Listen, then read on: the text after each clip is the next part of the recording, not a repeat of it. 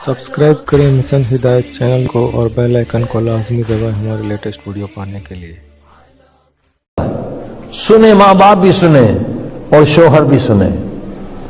कहा तेरा बाप अगर इसकी कोई बात न सुनते, घर में अगर इसकी बीवी न सुने गुस्से में मारता था, बेटी न सुने मारता था, मगर वही उसकी बीवी सरनंगे बाजार जाती थी, इससे गैरत नहीं आती थी। यानी अल्लाह का हुक्म पामाल हो इसे गुस्सा नहीं आता, इसका हुक्म न माने ये लाल बगोला होता था, उन पे जुल्म करता था। वही उसकी बेटी जाती थी बाजार में सरनंगे, मौला अली का जुमला सुने। यानी खवातीन का कसूर नहीं है अगर औरत बेपर्दा है, मर्द का कसूर है। अगर वो लड़की है तो बाप का कसूर है, अगर वो बीवी है शौहर का कसूर है। मौला अली ने कभी ये नहीं कहा कि औरतों को डांटे, मौला अली ने मर्दों को डांटा है। क्या फरमाया?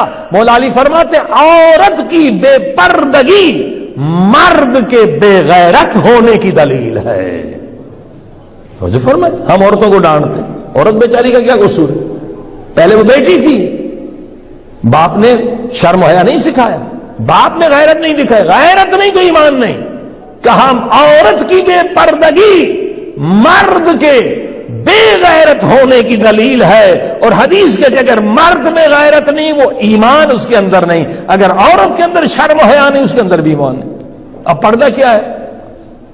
पर्दा बहुत आसान है कि चेहरा औरत दिखा सकती है, हाथ दिखा सकती है, मगर लिबास अगर टाइट है, बदन नजर आ रहा है, ये भी पर्दा नहीं है। अगर पतला है तो भी पर्दा नहीं है।